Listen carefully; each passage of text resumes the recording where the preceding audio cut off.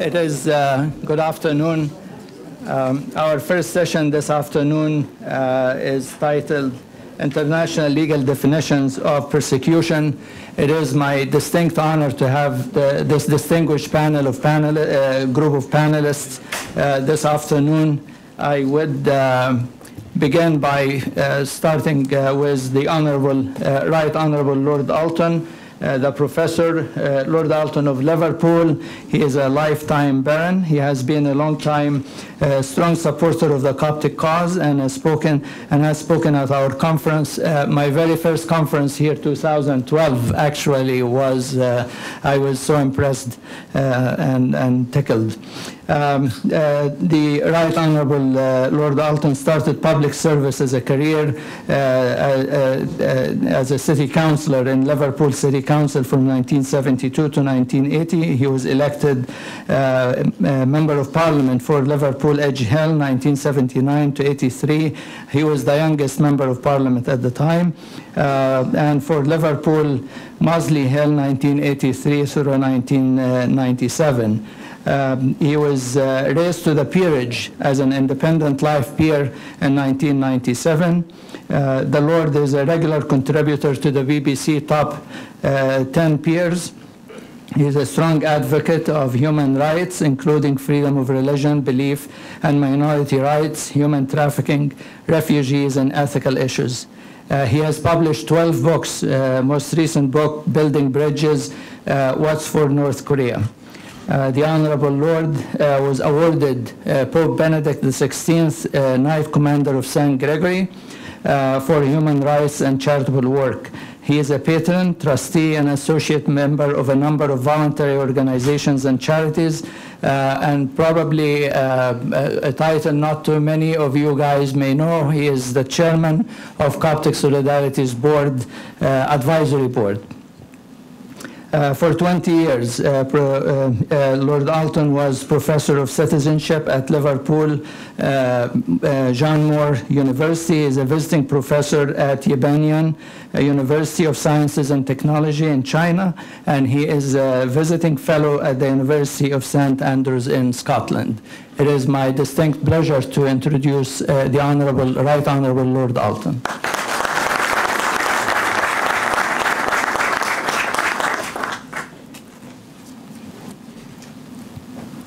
George, distinguished guests, ladies and gentlemen, first of all, thank you very much for the warmth of that welcome, and it's always a great pleasure to be with you here today, but also to be sharing the platform with my friends and colleagues, some of whom I've worked with over very many years on these important issues. I was struck this morning by some of what was being said about the danger of silence, and all of us, especially those who enjoy the kind of privileges and freedoms that we enjoy in our Western democracies, have to use these privileges, these opportunities to speak and to act at every opportunity. I was thinking of Dietrich Bonhoeffer, who was that remarkable Protestant theologian who stood against the Nazis, who refused to compromise, and who did speak out. And it was Bonhoeffer who said, "Not to speak is to speak. Not to act is to act." And I regard that as a challenge to us, an inspiration as well, that we must speak and we must act using all the privileges that we have been given. I was also struck by the reference that was made to the Armenians this morning, and to that famous phrase of Hitler's that who now remembers the Armenians. A few months ago I read a remarkable novel by Franz Werfel, but it was based on fact. It's called 40 Days on Muzadag. It was written in the 1920s. Hitler had the books burnt because he didn't want that collective memory to be recalled of what had happened to the Armenians, and in the case of this group who is celebrated in that novel, which to this day the Turkish government tries to suppress because they stood against what was being done to them and their community. So not to speak is to speak, not to act is to act. We have to hand on that collective memory. It was here in the American Congress at the end of the Second World War that another Protestant, it was Pastor Martin Niemöller, who came and gave evidence to the Congressional Committee And they said, how is it that in a country, Germany, where there had been so many nominal Christians from the Catholic and Protestant traditions, how is it that Nazism and the Holocaust and all those things could have come about? And of course, he famously said, first they came for the Jews, and because I was not a Jew, I did nothing. And then he went through the different groups, and he said, and then they came for me, and there was no one left to speak for me. That is what happens when you fail to speak out. That is what happens when you fail to act. And I sometimes have to remind myself, thinking of the Armenians, first they did come for the Armenians, and the world did nothing. Then they came for the Greek Orthodox and for the Chaldean Catholics and the Syrian Orthodox. And in our own times, they've come for the Syrian and Iraqi Christians. The Boko Haram have come for the Nigerian Christians. The Taliban have come for the Pakistan Christians. You think about the depredations of the Sudanese government against the Sudanese Christians, an indicted genocide criminal, Field Marshal Omar al-Bashir, still leading the government of Sudan with impunity, despite all the things that were done. Think about the Christians driven out of the Nineveh plains in Iraq. Think about the Syrian Christians. Then they came for me. If we do not speak out, if we don't act in solidarity, if we don't use the privileges and freedoms that we have been given, then who will be left to speak for us? Because in due course, the very things, this double-headed attack on Judeo-Christian values, coming from, on one hand, radical Islam, and on the other, sort of angry atheism, they will come for all the things that we believe in and cherish if we are indifferent. So there is a challenge that I think is captured by this conference, the challenge urging us to be engaged and involved. And on the credit side of the sheet, I think only in this last year, of the appointment of a man like Senator Brownback, an old friend of mine, with whom I spent a long weekend just before his appointment as the Special Envoy, Special Representative on Freedom of Religion or Belief in his home state of Kansas. And we talked about the things challenging us today and what better appointment could have been made so that working with people like Knox, whom you'll hear from in due course, a man like Senator Brownback, a really good appointment, speaking up for those beleaguered Christian communities I have just referred to. And in my own country, in England, my good friend, Bishop Angelos, is now Archbishop Angelos. He is the Archbishop of London. And what a thing that is for us to celebrate, that this has happened in this last year. But let me tell you this. Having prevailed on our National Christians in Parliament Committee to invite Archbishop Angelos to be the guest speaker at our National Prayer Breakfast a couple of years ago, a few months later he was with me in Parliament, and we were having tea, and a policeman came rushing into the tea room and said, "Sir, you have to leave immediately." What had happened was there was an ISIS attack on our Parliament. And Angelos and I ended up standing in Westminster Hall with hundreds of other people, yards away from where one of our brave policemen, PC Palmer, had been murdered by an ISIS operative who had penetrated the parliamentary estate. Well, they will come for us. They will come for you. They'll come for me if we fail to act. As Dr. George says, the first time I attended your conference, I was the guest of another Dr. Gurguis, Dr. Helmi Gurguis, the founder of the UK COPS. And in 2015, at a memorial service at the Royal Society of Medicine, I was privileged to give the tribute to Helmi. And I wouldn't want today to begin without honouring the memory of a great man and good friend. He'd want me to begin these remarks about the nature of religious persecution by reminding you how quickly discrimination can morph into persecution, and how uncontained persecution can morph into crimes against humanity and genocide. Just as night follows day, when we do turn a blind eye, when we do fail to speak out, the one can inexorably lead to the other. While a member of the House of Commons, I've been one of the founders of Jubilee Campaign, a charity which, among other things, campaigns for freedom of religion and belief, rights conferred under Article 18, spelt out here on the slide, of the 1948 Universal Declaration of Human Rights. Jubilee had been founded in response to the murder, incarceration, and egregious violations of the human rights of countless men and women in the former Soviet Union. But after the Berlin Wall fell, Jubilee wanted to refocus its work, and in the 1990s asked me to travel to Egypt and to publish a report into the discrimination experienced by Egypt's Copts. That visit opened my eyes to the suffering and persecution of the Copts and to the wonderful story of this ancient apostolic church rooted in the earliest accounts of Christianity. I was privileged to visit St. Mark's Cathedral in Cairo and to meet the late Pope Shenouda and indeed to host his visit to London. In the report that I subsequently published, I highlighted the rank discrimination experienced by the Coptic community and the world's complete indifference. That indifference and a failure by the world community to take religious persecution seriously led to an appalling escalation, and in 2013 to an orgy of violence, which I described, and Dr. George referred to it this morning in his opening remarks, as reminiscent of Europe's Kristallnacht. Look at the synagogue and look at the church in these pictures. Coptic churches, homes and businesses desecrated and attacked. Well, in November 1938, on Kristallnacht, the sledgehammers and petrol had left more than 1,000 synagogues burnt and over 7,000 Jewish shops and businesses in ruins. The streets were covered in shards of smashed glass from broken windows. Compare the charred husk of Fasenstrasse Synagogue in Berlin in 1938 with this picture taken in August 2013 of the blackened walls of Degler's ruined church of the Virgin Mary. And you'll readily see why this comparison is accurate and apt. Compare these quotations. In 1938, the British Times newspaper said that no foreign propagandist bent upon blackening Germany before the world could outdo the tale of burnings and beatings, of blackguardly assaults on defenceless and innocent people, which disgraced that country yesterday.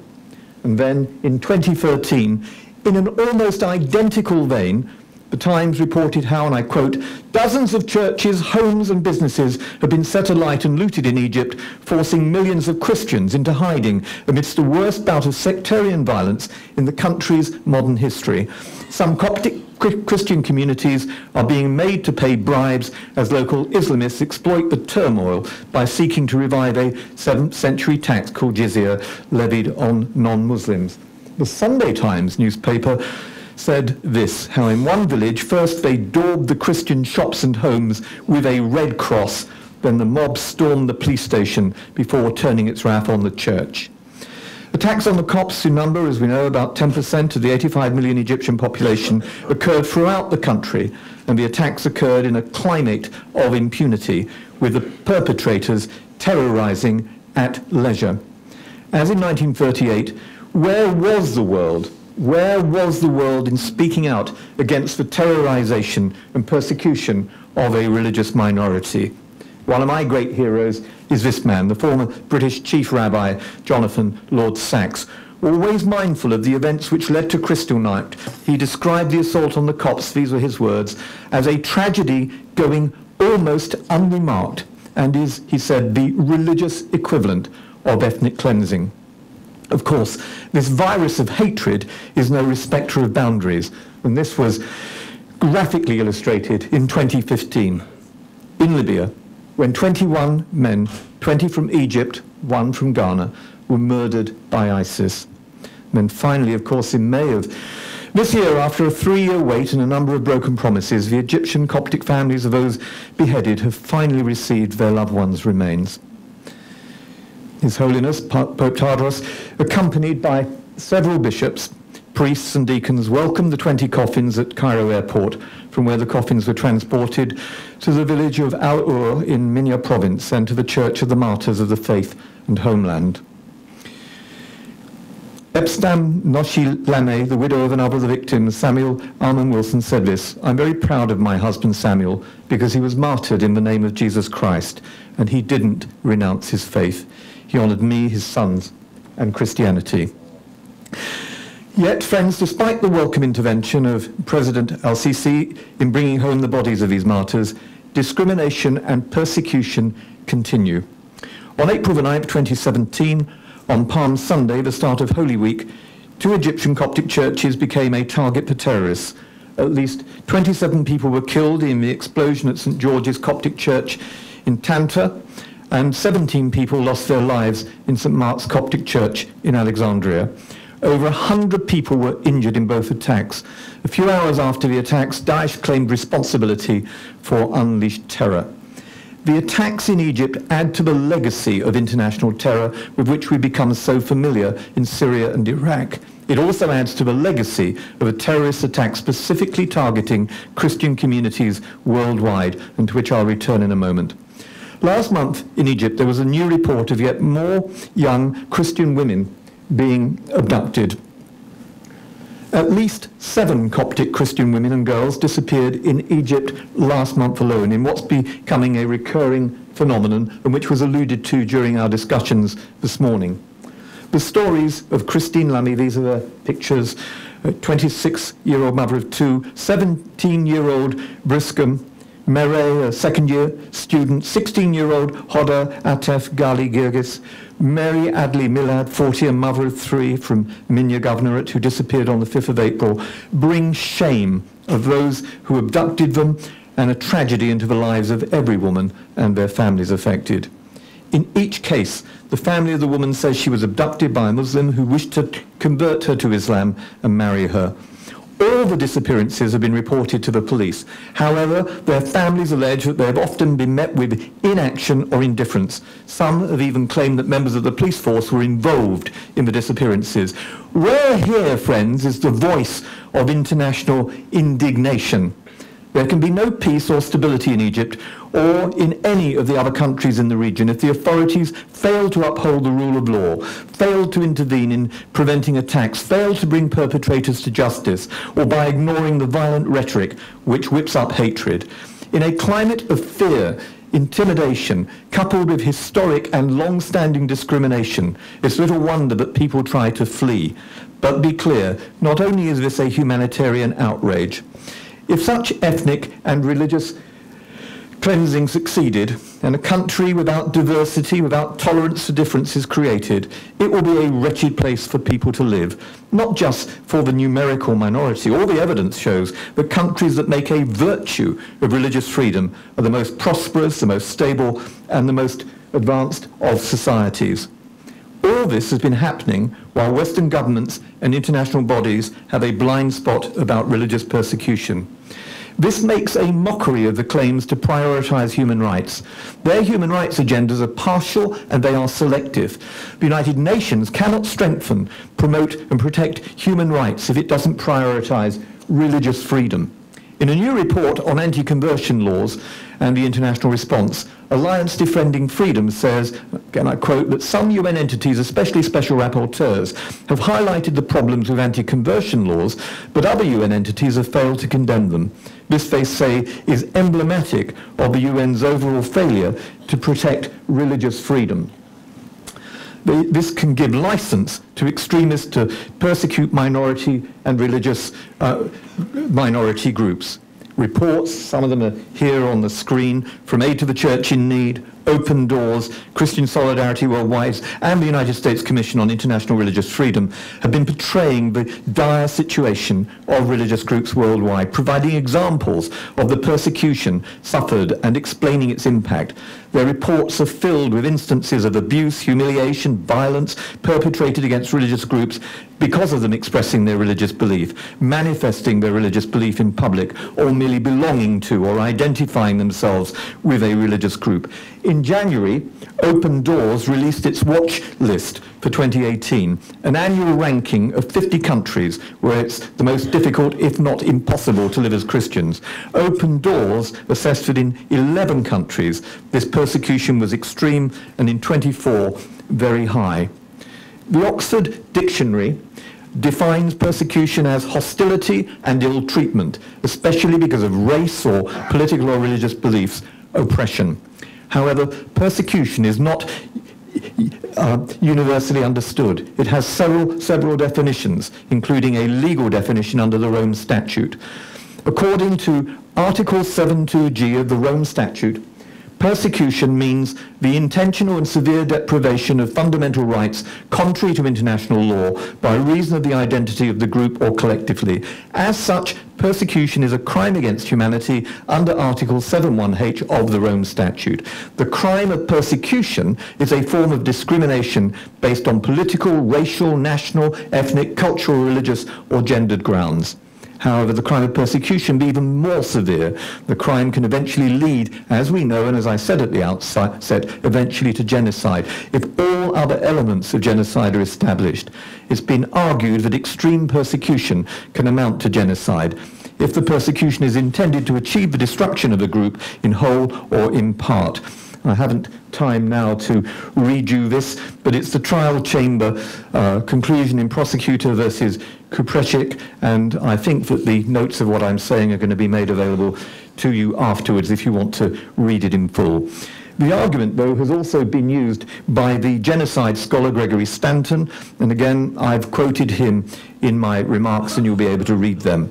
In any event, it must be emphasized that many of the reports on persecution, for example, perpetrated against religious groups, do not refer to the Rome Statute definition of persecution, but they use the word persecution to describe a wide range of treatment suffered by those groups, from discrimination to physical violence. And Christians, friends, are the most persecuted religious group in the world. And this research by the Pew Research Group Center on Religion and Public Life revealed that Christians were harassed in 130 countries between mid-2006 and mid-2009. In 104 countries, the harassment was conducted by governments and organizations, and in 100 countries by social groups and individuals.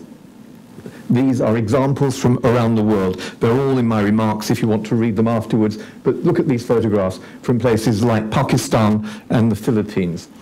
This is a photograph I took when I visited a detention center in Southeast Asia where Ahmadis, who are not allowed to describe themselves as Muslims, there are 5 million of them in Pakistan and they're denied a right to vote, but Christians are caged like wild animals.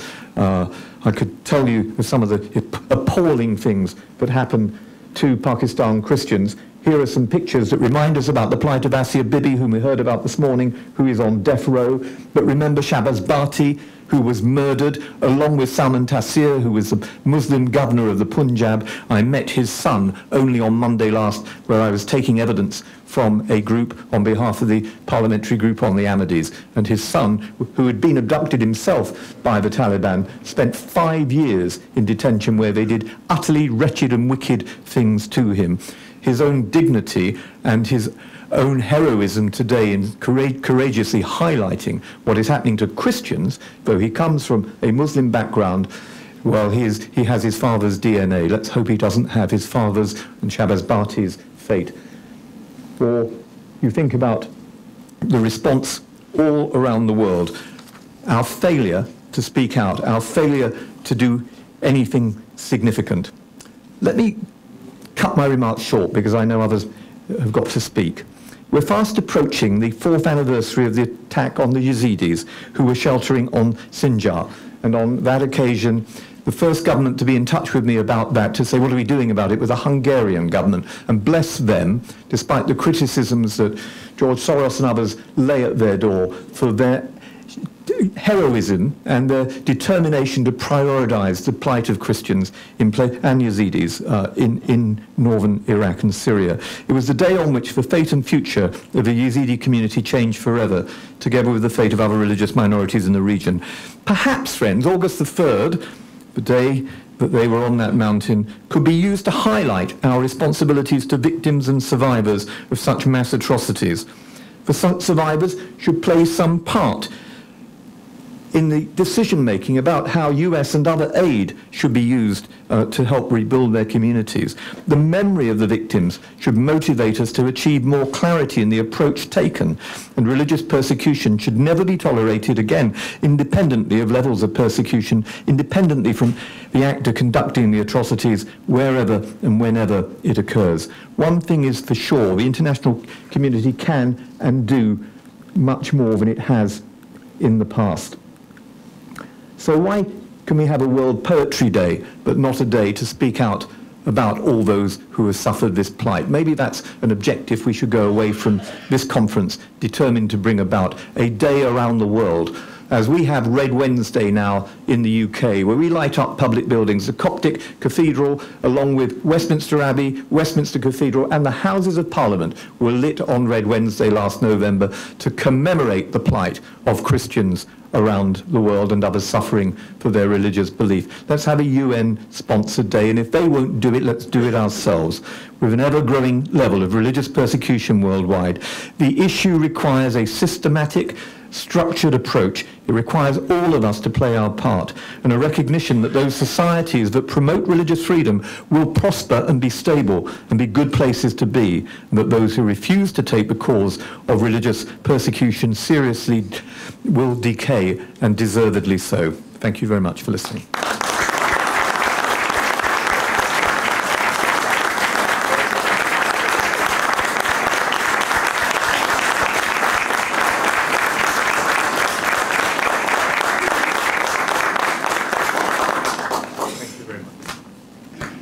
A strong and awesome speech. Our next speaker is Mr. Thames, representing the State Department. Mr. Thames is Special Advisor for Religious Minorities in Near East and South Central Asia, Bureau of Democracy, Human Rights and Labor. Mr. Thames currently serves as a Special Advisor for Religious Minorities in the Near East Asia at the U.S. Department of State in Washington, D.C. The first to serve in this capacity, he received civil service appointment in September 2015 and led the State Department effort to address situation of religious minorities in these regions. For over a decade and a half, Mr. Thames has worked in various United States government capacities, including 2 different United States government foreign policy missions, and is an expert on a range of international affairs, including human rights, religious freedom, counter-extremism, and international organizations. Before he joined the State Department, he was Director of Policy and Research at the United States Commission on International Religious Freedom. Prior to that, he served in the Office of International Religious Freedom at the State Department and was counsel for 6 years at the United States Commission on Security and Cooperation in Europe, the Helsinki Commission. In addition, Mr. Thames, the United States Army War College appointed him as an adjunct professor in 2013 through 2016. The State Department appointed him from 2004 to 2012 to the OSCE panel of experts on freedom of religion and belief. Mr. Thames holds a bachelor degree in the arts from Georgetown College, a Juris Doctorate from American University in Washington, D.C., College of Law, and Masters in International Affairs from American University School of International Service. It was a pleasure to introduce Mr. Thames. And I'm very happy to be on a panel with Assistant Secretary Designate Bob Destro, which was just announced last night by the White House that he'll, if confirmed, will be the next Human Rights Ambassador. And of course, it's a great honor to be on a panel with Lord Alton, although it's unfortunate I have to follow him after he speaks, because he's such a passionate speaker. Promoting freedom of religion or belief, promoting religious freedom, the rights of religious minorities, is a key element of American foreign policy. Religious freedom is a human right that belongs to every individual without exception, and its presence is one of the essential building blocks for permanent peace, security, and stability. This is why we continue to urge all governments to respect religious diversity within their borders and to protect religious freedom, to end discrimination, to decriminalize blasphemy and apostasy laws, and to ensure that each individual has equal rights and equal access to government services, security, and justice. It is why we support the many religious communities and civil society elements working on this issue, and it's why we welcome the partnership with Coptic Solidarity. It's why we work to protect the cultural heritage of ancient Christian communities and other groups in the Middle East, because it preserves our common heritage and maintains a connection of communities with their ancestral homeland. And it's why Secretary Pompeo last month announced that the United States will host the first ever ministerial level meeting on promoting religious freedom globally in the end of July. This ministerial will convene government and religious leaders, rights advocates, and civil society from around the world. Its purpose is to identify practical ways that we can all work together to push back against persecution and discrimination based on religion, and to promote the freedom of conscience, freedom of belief of everybody everywhere. We do this because religious minorities face a critical moment. Attacks by ISIS and other terrorists, as well as repression by authoritarian regimes around the world, threaten the existence of these communities across the Middle East and in many regions of the planet. The United States is fully committed to assisting the victims of ISIS atrocities, promoting religious freedom, and protecting religious diversity and pluralism. And we do so, we speak out specifically when groups are targeted. When Christians in Egypt are attacked, we speak out for them. When Rohingya Muslims in Burma are attacked, we speak out for them. When Hindus in Pakistan. But we also do it in a way that we approach the right generally. We believe fundamentally that everybody has the right to freedom of belief, and that environments where everyone has this right is an environment where these specific communities will have a safe and secure future. Now, my presentation today is going to focus specifically on Egypt and give you a sense of how we see the situation from the State Department. Certainly, Egypt is a country facing many challenges from ISIS and other terrorists, and religious minorities have been repeatedly targeted for attacks, none more so than the Coptic Orthodox Church. And we look at Egypt and we assess the conditions in the context of a counterterrorism effort. And so we're mindful of two things. First, how Egypt battles terrorists, including ISIS affiliates, will really matter, and it will impact the long-term success of this effort. In other words, how the Egyptian government goes about this struggle will determine whether it will retain the support of the population it needs in order to succeed. And secondly, this ties into the broader human rights situation in Egypt. We see serious problems, including reports of extrajudicial killings and torture by security forces and arrests of nonviolent activists. And we're concerned by laws that restrict the activities of NGOs in the country.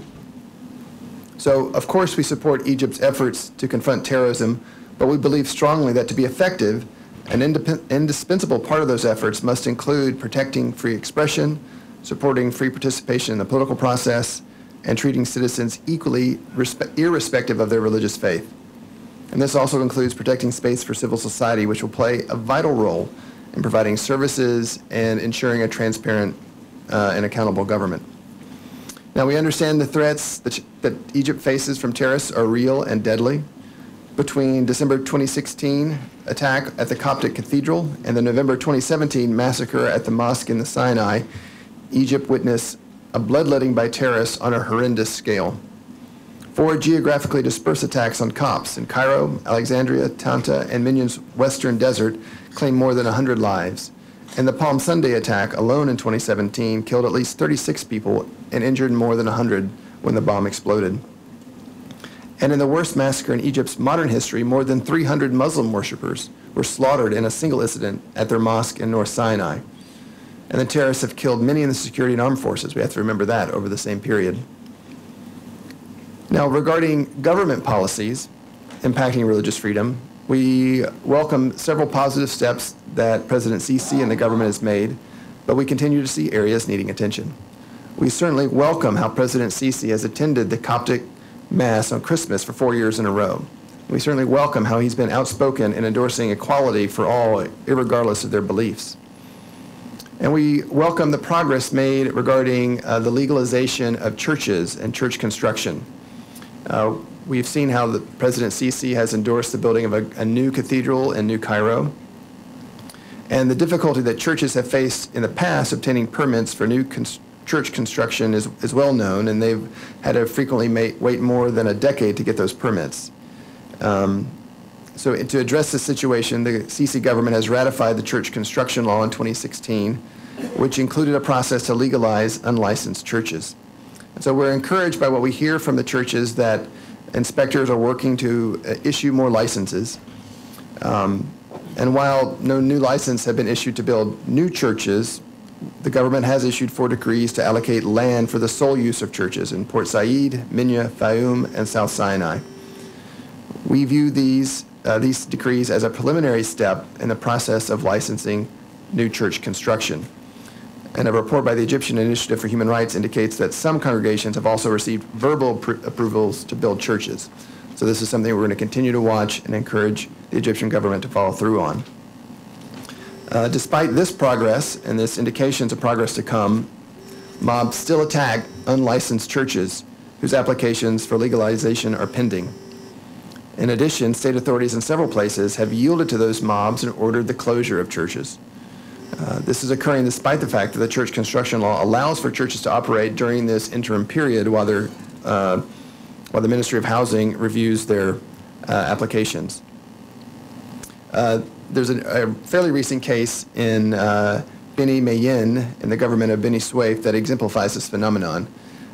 Media reported that Copts had used a building for prayers for over 10 years and that the diocese had submitted the correct paperwork for regularization of this space as a church. What happened was, after inspectors visited the church, Muslim villagers pelted it with bricks and stones and started a riot. This injured several Copts and also resulted in Christian-owned businesses and homes being set on fire. This is an example that we've seen repeated many times in the past. And also repeating the response that we've seen many times in the past, the authorities arrested both the Muslims and the Christians and shuttered the church. Now, eventually, the 5 Christians that were detained were released, but on the promise from the local church leaders that the church would remain closed as well. We've seen this in other areas, and I think the message that we'd want to convey is for equality and rule of law to be realities, for the message that President Sisi has expressed, individuals who stone houses of worship should be punished, not the victims, and that the churches wrongly closed should be reopened. Now, a matter of accountability is another issue where we want to see greater actions taken. In the past, we had these reconciliation committees set up where victims would be forced to reconcile with their abusers, which fostered impunity and further attacks. And we've heard that Coptic religious leaders starting last year has said we're just no longer going to participate in those sessions. So we have consistently encouraged the Egyptian government to uphold the rule of law and take appropriate steps to hold perpetrators accountable. In this regards, we did see the courts hand down 36 convictions imposing the death penalty for the church bombings in Cairo, Alexandria, and Tanta that claimed the lives of 70 Copts. We've also seen the Egyptian government prosecute and sentence 2 individuals accused of killing a priest in Cairo and a shopkeeper in Alexandria in separate incidents. Now, regrettably, some of the prosecutions raise separate questions about due process. So while we applaud Egyptian efforts to hold perpetrators accountable, we want to be sure that it's the actual perpetrators who pay for the crimes and not just some innocent scapegoat who was in the wrong place at the wrong time. After the church bombings, we did see the government call into a state of emergency and provide security to protect churches from terrorist attacks. This is a good thing. However, when some individuals with Muslim identity cards were seen entering these churches, these same security forces allegedly harassed them on suspicion of being a convert to Christianity. So we recall in 2015 President Sisi saying that everyone should have the freedom to choose what religion or belief to follow, and this should extend to those who have chosen to change their religion. But we know that many Egyptians that have changed faith continue to face severe discrimination, largely resulting from their inability to regularize their status on ID cards.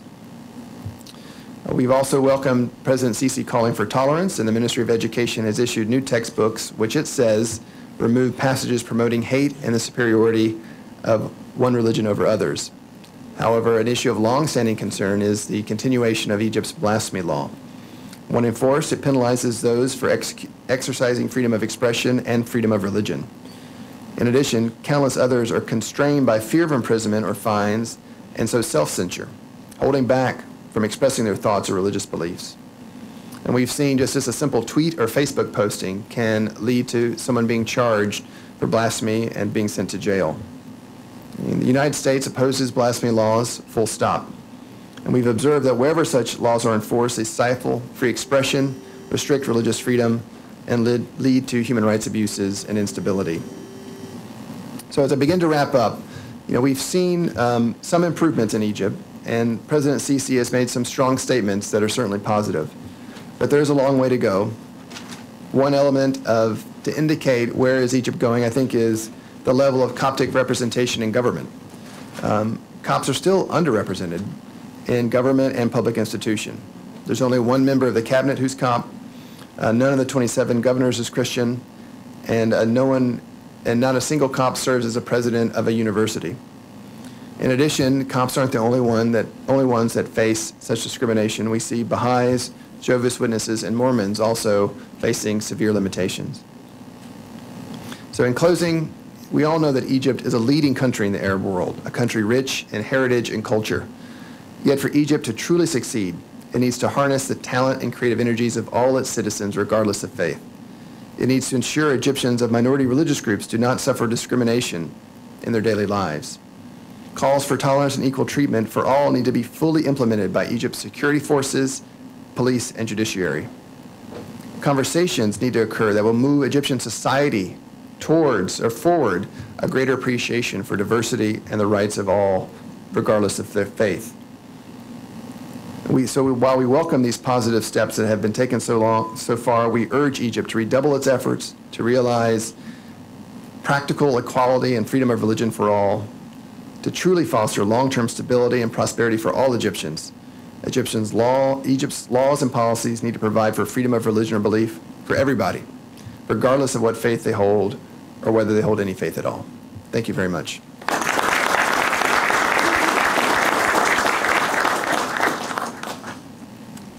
Thank you, Mr. Thames. Our next speaker is Dr. Robert Destro. Dr. Destro is Professor of Law and Founding Director of the Interdisciplinary Program on Law and Religion at Catholic University of America, Columbus School of Law in Washington, D.C., has been member of the faculty since 1982 and served as interim dean from 1999 to 2001. From 1983 to 1989, Professor Destro served as a commissioner on the United States Commission on Civil Rights and led the Commission's discussion in areas of discrimination on the basis of disability, national origin, and religion. He served as a special advisor to Ohio Attorney General and the Ohio Secretary of State on election law matters from 2004 to 2006 as a general counsel to the Catholic League for Religion and Civil Rights from 1977 to 1982, and as an adjunct professor of law at Marquette University from 1978 to 1982. Professor Destro was born and raised in Akron, Ohio.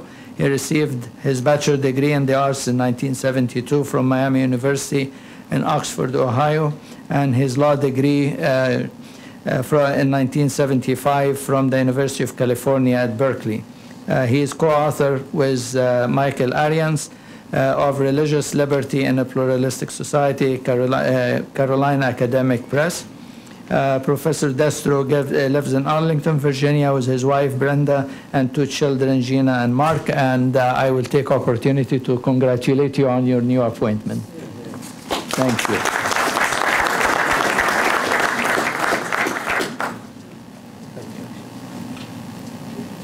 Well, Dr. Gurguis, thank you for having me, and thank you for the nice introduction. That, and I suppose $2.75 will get me a cup of coffee at Starbucks. So, today what I want to do is talk to you a little bit about what we do about all of this. I approach this from the perspective of a civil rights lawyer, and while it's important to talk about the bad things that happen, one of the things that I learned in my travels around the Hill here about 3 years ago, it was, I guess, 3 years ago in August, when I was asked by Congressman Jeff Fortenberry and Congresswoman Anna Eshoo to draft a genocide resolution for the House, that I thought, well, shoot, this is going to be a piece of cake. And what I realized it was a lot tougher than I thought it would be. And during one of the original meetings that we had for breakfast, we had an Assyrian bishop was in, and we had just finished having breakfast, not unlike the lunch you had here, and in comes a big gaggle of congressmen. And right there, the bishop, was so kind of overwhelmed by having members of Congress greet him and say, well, what do you need us to do? The only thing he could think about is to tell them more horror stories. And I finally had to take him aside, and I said, Bishop, we know the stories, but a congressman can do one thing, and that's vote. And you need to tell him what you need him to vote for. That's why we're here today. We're talking about how do we today is your policy day. And so the question is, what policy do we need to get the Coptic community and the other religious communities of the region taken care of? Okay, now, what I'm going to do here, because I'm at a Coptic Christian gathering, I figure I can get away with talking about law and religion in the same sentence without being castigated by certain people. So I'd like to begin with a reflection of one of the great holy men of the Coptic Church, Abba Anthony the Great. And he said, and I'm going to quote, I said, when the same Abba Anthony thought about the depth of the judgments of God, he asked, Lord, how is it that some die when they're young, while others drag on to extreme old age? Why are there those who are poor and those who are rich? Why do the wicked men prosper, and why are the just in need? He heard a voice answering him, Anthony, keep your attention on yourself. These things are according to the judgment of God, and it is not to your advantage to know anything about them. I thought that's a pretty profound statement if you think about it. Don't worry about others, worry about yourself. Now, for those of us, so if we say, well, what are we here for? Why, what's the purpose of this policy day? Well, again, most of us who are cradle Christians would answer the question by referring to the words of Jesus in Matthew 25:37 through 40, where at the judgment, then shall the righteous answer him, saying, Lord, when we saw thee and hungered, when did we see thee as hungry, and when did we feed thee, or thirsty and gave thee drink? When did we see a stranger and took thee in, or naked and clothed thee? When did we see the sick or in prison and come unto thee? And the king shall answer them, and he say, inasmuch as you have done it to one of the least of my brethren, you have done it to me. Okay, now, I said, how should we understand these words? So it says, what are we supposed to be doing? We're supposed to be focusing on the least, right? Our obligation is to focus on those who need our help. And I would suggest to you, and I'm going to quote now from one of the most influential articles I think I've ever read. And as a civil rights lawyer, actually I heard the original speech on which it is based. It was given by the late Professor Robert Cover of Yale Law School, who the title of the talk was Obligation, a Jewish Jurisprudence of the Social Order. Okay? And in it, he said, he drew a distinction, and this was a distinction that was very, very well known to Jesus himself.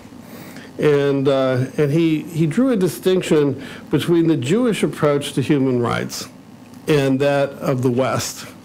And he said, social movements in the United States organize around rights. When we feel some urgently felt need to change the law or keep it one way or another, a rights movement is started. Civil rights, right to life, welfare rights, refugee rights, the premium that is to be put on an entitlement is so coded. When we take rights seriously, we understand them to be trumps in a legal game.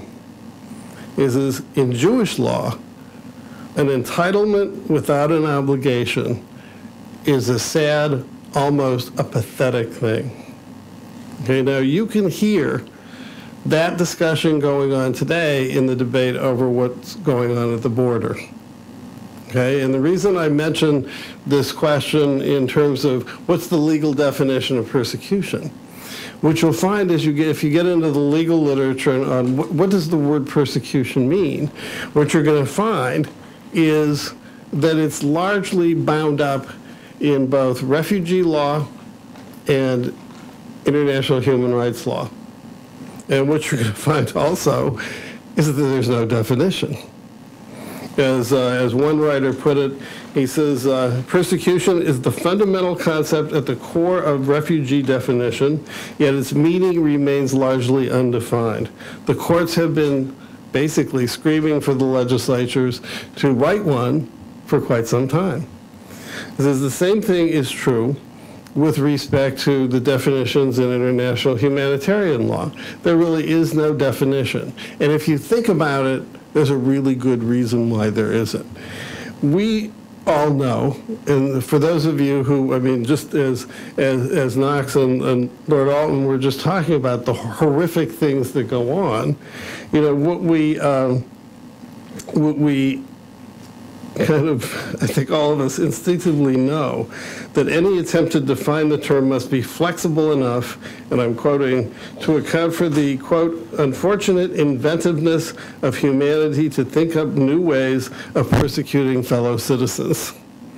I mean, so if you think about what the definition of persecution is, it runs the gamut from the very definition of second-class citizenship that exists in certain societies. You know, whether or not, if you're considered in a majority Muslim society, if you're a dhimmi, you're a second-class citizen. Okay, in other communities, if you're a foreigner, you're a second-class citizen, or you're certainly not a citizen at all. You know, but in that definition, what we find is it runs the gamut from simply mistreatment or failure to treat people equally, you know, which then has consequences in schooling and in opportunities and everything else, all the way to the Coptic martyrs on the beach, where they're cutting their heads. You know, and for those of us who grew up, you know, looking at religious freedom law from an American perspective, you know, the idea that somebody would actually cut people's heads on the beach, it was so completely outside the pale that you know, you just, it's almost like literally, I hate to use this, but your head explodes. You say, what do we do about this, right? What do we do about this? And I come back to the conversation that the bishop had with the congressman. You know, okay, enough of the stories. What do we do?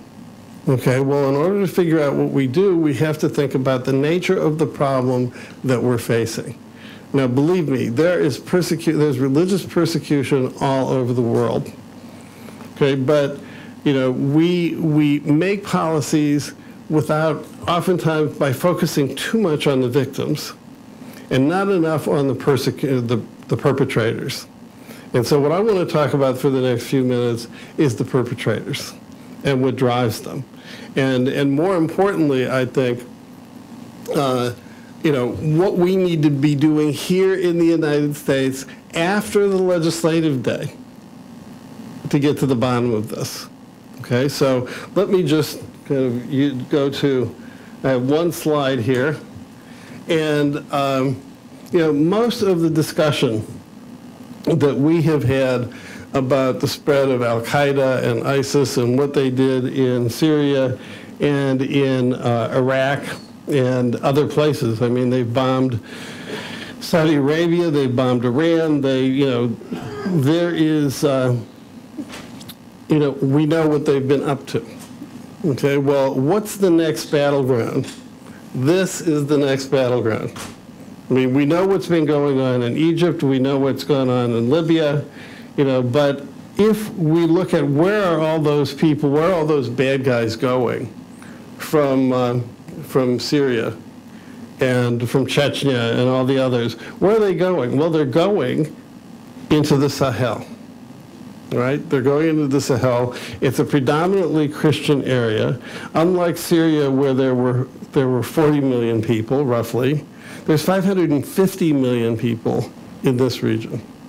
And if you start asking questions, what exactly is happening that would count as persecution, you just literally go from country to country, and you ask people, how many people have died here?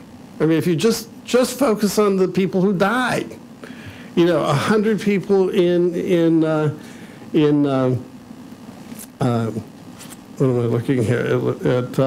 You look at the people in Nigeria. I was thinking in Ghana. I was just talking with a friend in a priest who was just in northern Ghana, and he was talking about the number of people who have been killed up there, and as well as the number of people who are trafficked up from, sub-Saharan Africa up through what they call the Libya corridor, into Lebanon, the Middle East. They become sex slaves, they become labor slaves. And you say, who's doing this? Right? Who's doing this? And the fact of the matter is, and I'm relying now for my information on my good friend, former governor, South Carolina Governor David Beasley, who now heads the World Food Program. And he says, he's just completely, I would have to say, completely concerned about this. And he says, look, everybody talks to the guy who runs the food truck. He says, I even know what kind of cigarettes the Al-Qaeda leader in Yemen likes to smoke, and I always make sure that I give him a couple of extra packs so that I can get more information. And he says, and he's gone to people like President Macron, and he says, guess where all these people are coming when they start to go on the move? Okay, now, he says, they're coming to France. They're coming to France. And my question to you is, why aren't we hearing about this on the news? Right? We hear about the Middle East all the time. Why aren't we hearing about Egypt? Is it that the reporters are hostile? I don't think so. I think, like most American Christians, they're simply ignorant. And so the question that I want to leave with you is, look, this is a picture that I need you to really remember. And see that arrow? The red arrow right in the middle of it, that's where the U.S. Special Forces people were killed in Mali, right? How many of the news reporters ever told you what are they doing there? They didn't. They're fighting Al-Qaeda. They're fighting Al-Qaeda. And so what we need to be doing is focusing on the perpetrators, right? And starting to map out what has happened in these places and to say, how do we go after the bad guys? Okay, now, you in this room cannot do it yourself. If you try and do it yourself, you're going to get into the same position that the good Assyrian bishop was in. You're going to be going all around the capital, you're going to be telling your stories, and people will say that's all very interesting. You'll meet with a lower level staff member and it'll get filed and they'll send you a nice letter. Because what you need to be doing is forming coalitions. And you need to be getting out there into the American religious community, particularly the evangelical community. But in every place I have spoken about this genocide, what I learned, when people will come up to me afterwards and say, what can I do? I have a very good friend who's a radiologist at the Cleveland Clinic. He says, where do you want me to go? He says, he always spends time in Togo, in northern Togo, which is predominantly a Muslim area. And he came back just recently saying, it's horrible. You talk to the people in the neighborhoods and they'll tell you, yeah, bad stuff is going on. He says, what are we doing? Well, these are the kinds of questions you need to be asking the Congress people you see. And you need to be reaching out across the country to the nearest church in your neighborhood. And you need to get together and you need to show them maps like this and to tell them the story of what's happening. And partly you're going to find, as I did the first time I went to Iraq, and then came back and talked to some evangelical friends, and they said, well, when did they meet Jesus? I said, and the response was, when St. Thomas introduced him to us 2,000 years ago. And the same thing is true when you go and you say, well, what about our Coptic Christians? Yes, St. Mark was their pastor, and St. Matthew. And so the question, how do you make coalitions, and what do you ask of these members of Congress? And the answer is, you got to have a policy that defines who the bad guys are. Because you cannot fight a war unless you know who the enemy is. And the enemy, I might add to you, is not Islam. The enemy are certain people who hold a view of Islam that, they'll kill me, they'll call you, it's not a big deal. But more Muslims have died than Christians have. And so what we really need to understand is, what are practical solutions? How do we get your Christian brothers and sisters from your neighborhood over to Egypt to live in the Coptic community, help provide services? To come back, they will be your missionaries. Just as my friend who goes to Togo is the missionary. And he says, could I go to Egypt? I said, I'm sure we could find something for you to do.